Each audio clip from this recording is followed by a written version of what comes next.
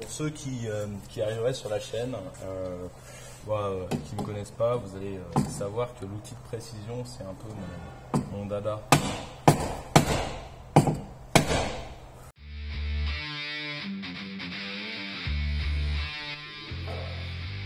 Okay. Normalement...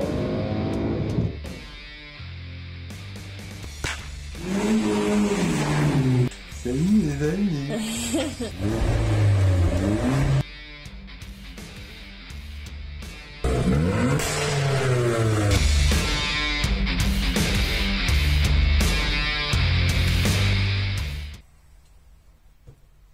Salut tout le monde, bienvenue sur la chaîne de Horseman Car. Le montage vidéo est derrière, vous ne verrez rien.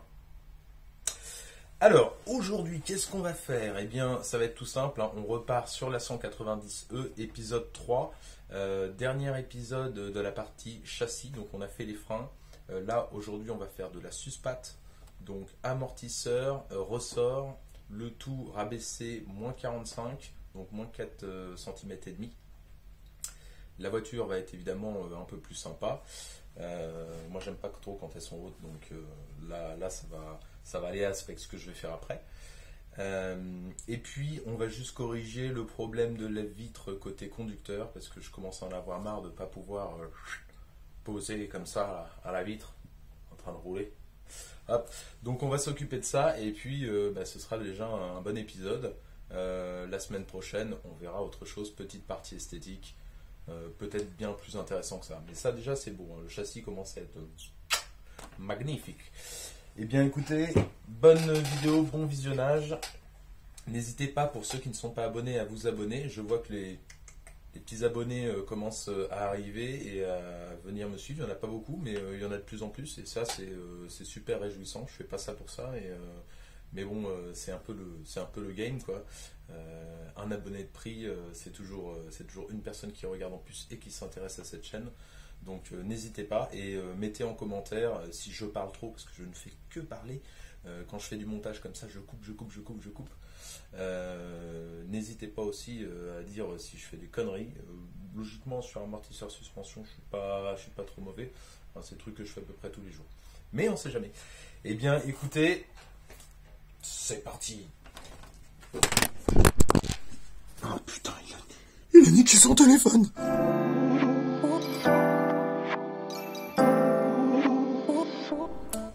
Yes, donc on se retrouve dans le vif du sujet. À savoir, donc cette porte-ci avait un lève-vitre.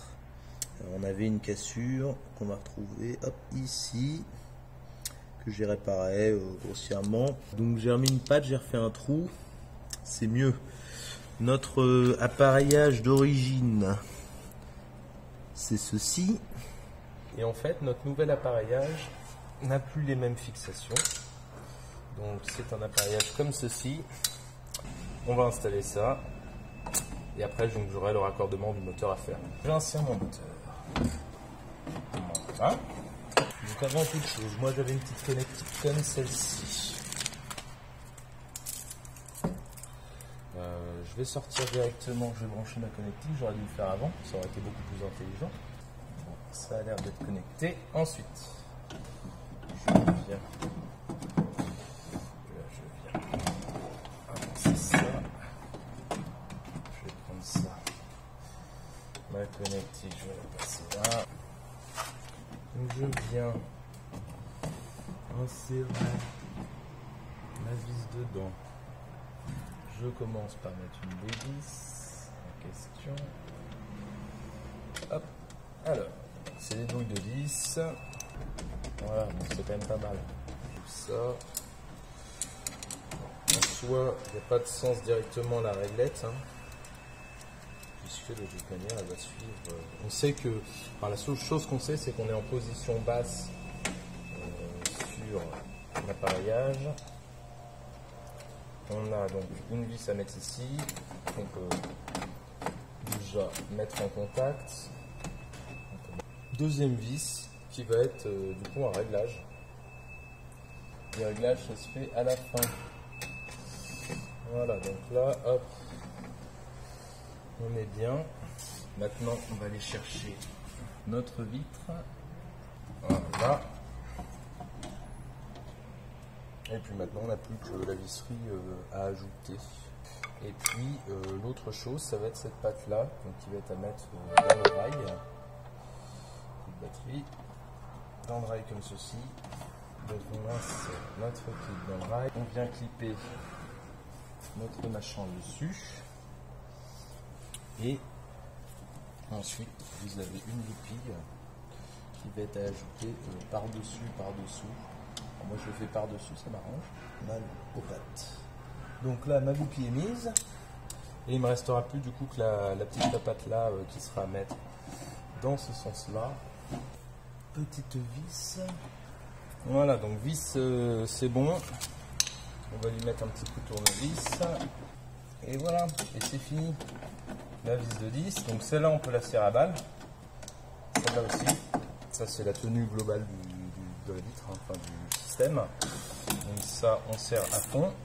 Il n'y a pas de souci, il n'y aura pas de réglage là-dessus. Tac, tac.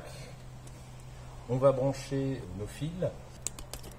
Atelier sertissage, donc en fait je vais mettre une cosse comme ça là, tac, ce sera mieux. Donc j'ai des petites cosses comme ceci, j'ai pas besoin d'en sortir 4000. Alors du coup on a nos fils qui sortent comme ça. Ici on va caler notre fil comme ceci. Donc j'ai une pince spécialement faite pour ça. Donc je mets ma cosse dedans, je presse à fond. Je viens la tirer, c'est serti. Je fais avec la même cosse, enfin le même type de cosse, la deuxième. On a ce petit pataquès là qui est fait.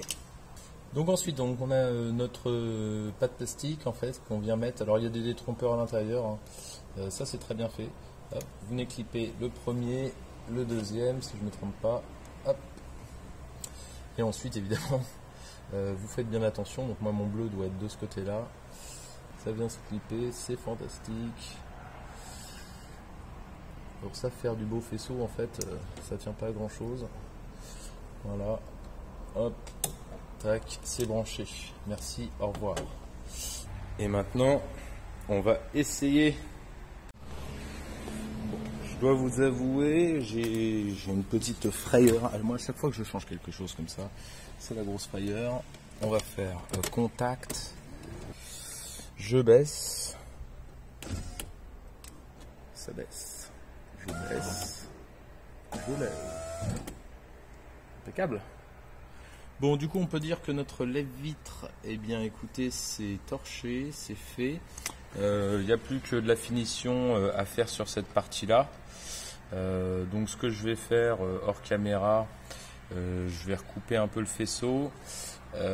Ça c'était comme ceci, donc je vais plier le faisceau comme ça. Je vais lui mettre un petit colson pour le tenir dans cette position-ci, vous voyez.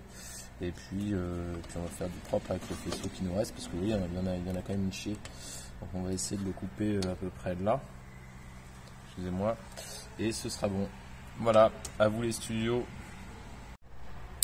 Voilà le résultat, donc j'ai recoupé, hein, donc il y a très peu de câbles.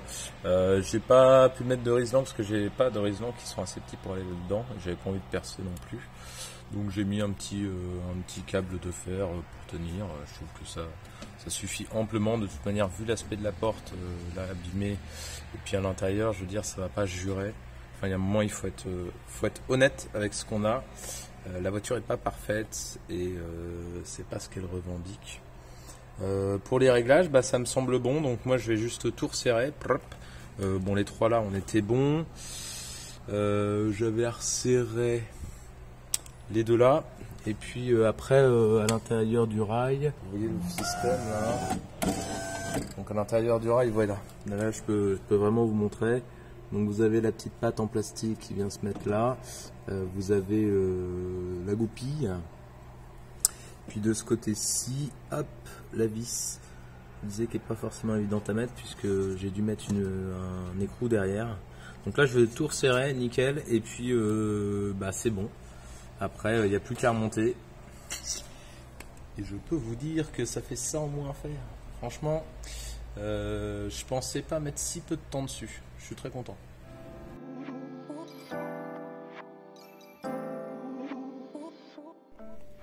Hop, voilà les suspensions qu'on va mettre sur la voiture. Donc là j'ai qu'un côté, j'ai la jambe de force avant, jambe de force arrière, ressort arrière, ressort avant. Alors, du coup les ressorts sont assez grands, mais j'ai déjà commencé en fait. J'ai commencé un côté pour voir comment faire. Enfin, j'ai pris un peu mon temps. Alors, vous voyez, donc j'ai déjà retiré tout ça. Bah, il y a le crochet d'attelage. Ressort avant. Hop, on va les mettre côte à côte. Vous allez voir, on va gagner un petit peu en bassesse. Voilà. Hop, donc on a le nouveau ressort rouge et l'ancien ressort. On voit bien que les spires sont plus épaisses. Donc évidemment la suspension va être un peu plus rigide. 9 spires d'un côté, pour l'autre c'est un 10 spires. Et puis il y a un écart de plus d'une main, il y a un écart de 10 cm d'écart. Alors vu que celui-là a plus de spires et est plus light, évidemment il va se rabaisser directement plus quand la caisse sera dessus. Et celui-là va mettre un peu plus de temps en fait à prendre sa forme. Voilà, donc là aujourd'hui on se lance du coup dans le montage de ces ressorts et des jambes de force. Notre voiture est levée, je vous fais juste un check-up très rapide sur ce qu'il va falloir enlever. Alors évidemment vous allez me dire les jambes de force, les ressorts, d'accord, mais il y a un petit peu de pré-démontage avant.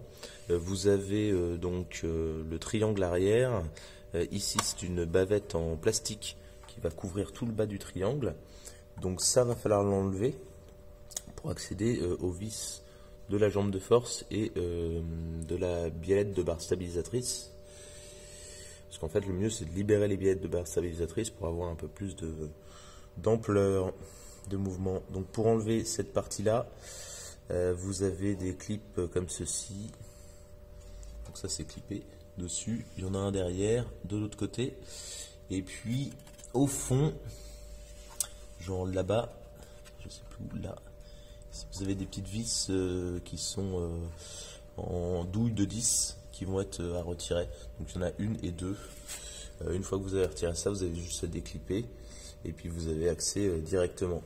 Quand on aura fait ça, on aura donc déclippé cette partie-là. Il y aura une vis d'un côté, un boulon de l'autre qu'il faudra retirer pour libérer la jambe de force. On fera la même chose pour la biellette de barre stabilisatrice, donc retirer en dessous, ça doit être du 13 de mémoire. On pourra retirer si on veut notre jambe de force, donc par le haut, par le coffre. Et ensuite il faudra juste extraire notre ressort. Ici il y a quand même, voilà, il y a un casier en fait pour mettre le ressort au-dessus, qui est assez profond, et puis le triangle est très creusé aussi. Ça va avoir du mal à sortir. Moi ce que je vais faire, c'est que je vais dévisser le triangle au bout. Ce sera beaucoup plus simple en sachant que sur ces voitures-là, vous n'avez pas d'excentrique à l'arrière, donc il n'y a pas de réglage. Voilà, donc on va faire ça et puis ça va être très bien quoi. Première étape, douille de 10. On va aller chercher du coup nos vis arrière. Voilà. Donc de une, deuxième.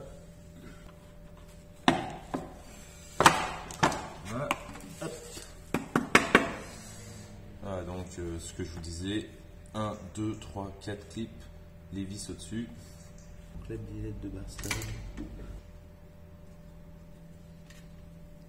Voilà, vous vont enlever. Ensuite, petit coup.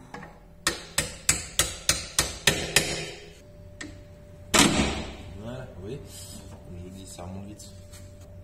Ensuite, vis de l'amortisseur. Voilà.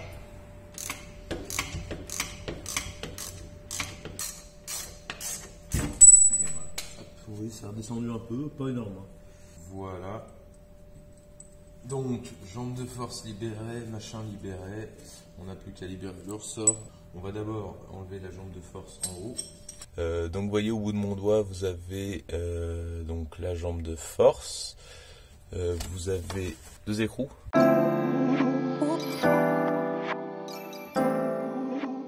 Donc il y en a qui font des amortisseurs, on a le mécanicien en chef qui est en train de regarder si les niveaux sont bons. Tout se passe bien? Ouais. C'est bien ce que je me disais, il y a un problème sur le filtre à air, il faut absolument que tu regardes. C'est bien mon gars. Allez, continue comme ça. L'amortisseur va pouvoir partir. Il faut pousser un peu pour mettre en compression.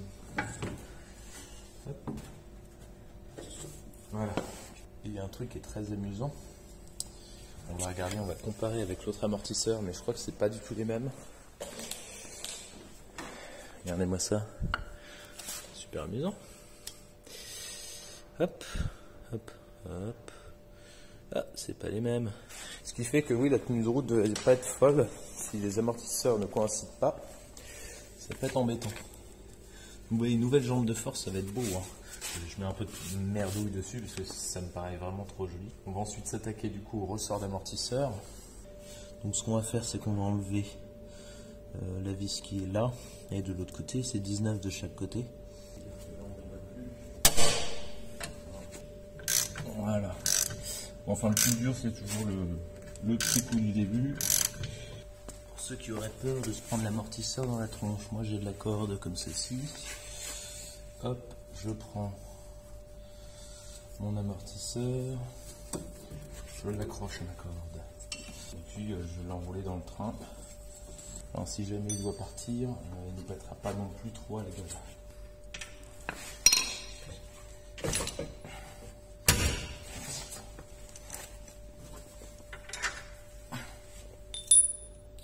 Voilà, redescend légèrement.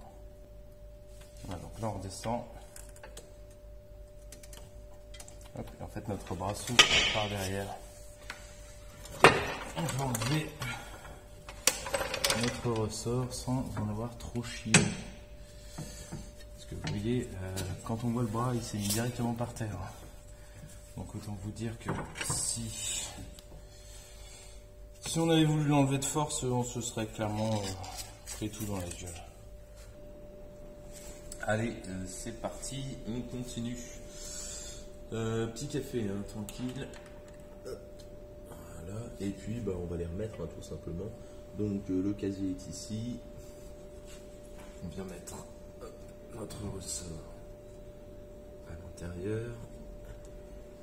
Ensuite, on vient poser notre machin. Alors là, il faut avoir un peu de dextérité parce que si vous voulez, il faut aligner ensuite. Donc on met en alignement, on a notre cric à côté. On represse, voilà. Hop. Et tu vois, là, on vient s'aligner tranquillement.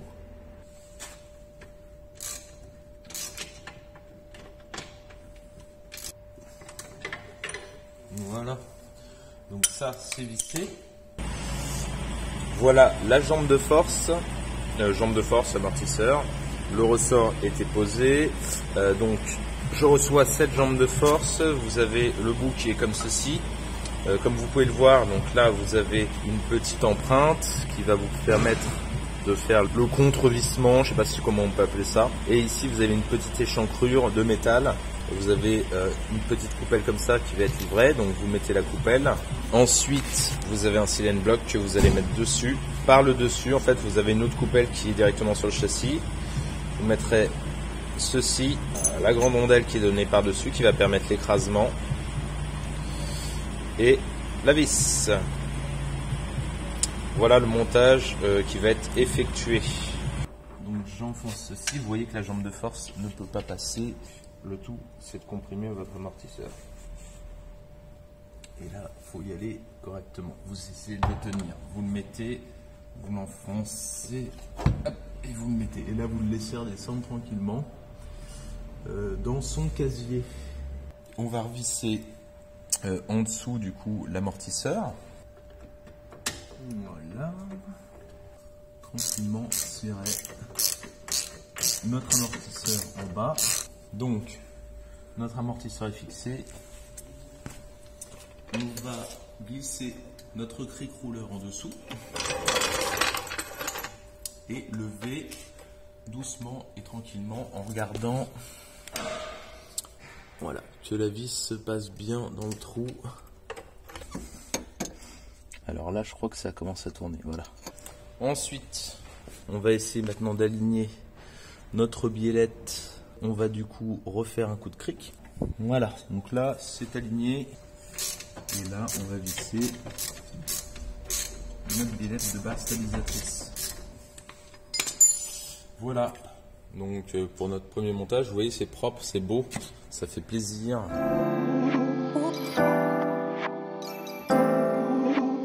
Maintenant, on passe pas à la vitesse supérieure, mais on va passer au démontage de la partie avant. Si bien sûr vous voulez savoir ce qu'on va enlever, le mieux c'est de prendre la nouvelle jambe de force qui va se mettre comme ceci.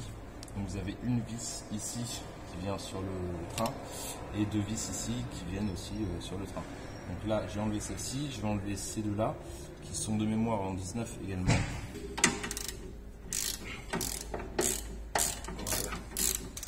Ça s'enlève tous à la main. Voilà.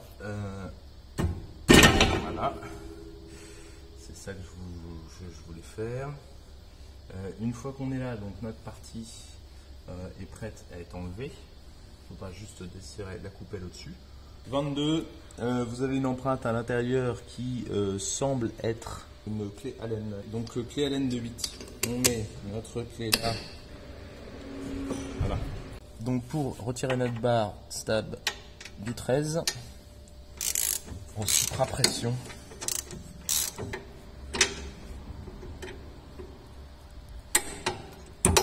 Voilà.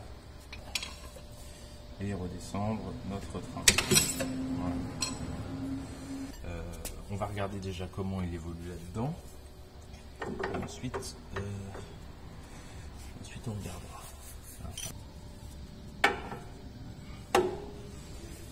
Pour retirer un ressort, c'est toujours un peu complicado. Ça paraît sans approcher.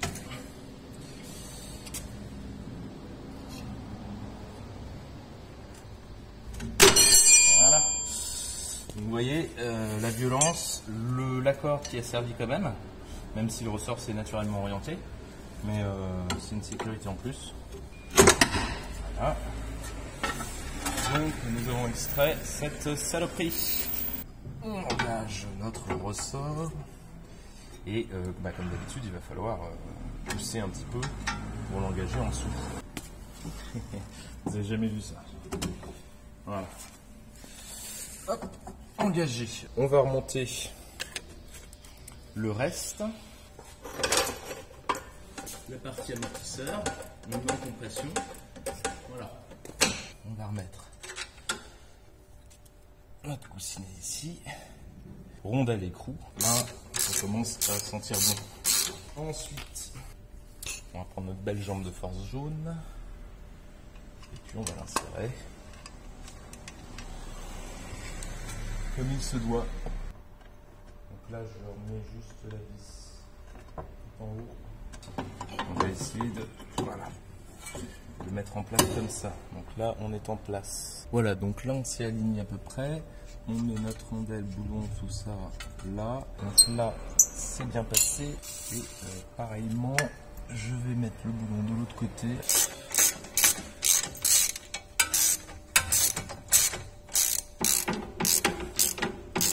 Donc là, tout est bien resserré, vissé, etc. Écoutez, je crois qu'on est bon.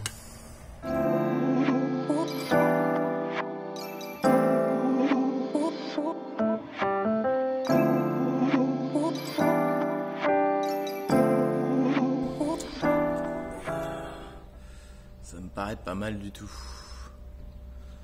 Ça me paraît même plutôt bien. Hop. Alors c'est pas énormément plus bas, mais je trouve que c'est ce qu'il lui fallait quoi. Là elle est bien posée au sol. On ira faire des tours après pour voir si ça baisse encore. Voilà. Donc la voiture est relativement basse, pas fou non plus, mais juste ce qu'il faut. Hein. Et voilà, c'est sur l'image de ma grosse tête qu'on termine cette vidéo. Merci d'avoir regardé évidemment. Merci de vous être abonné ou de vous abonner prochainement. N'hésitez pas à aimer, ne pas aimer, commenter. Et puis la semaine prochaine, on se retrouve. Nouvelle vidéo, partie esthétique, nouvelle bêtise quoi. Allez, ciao.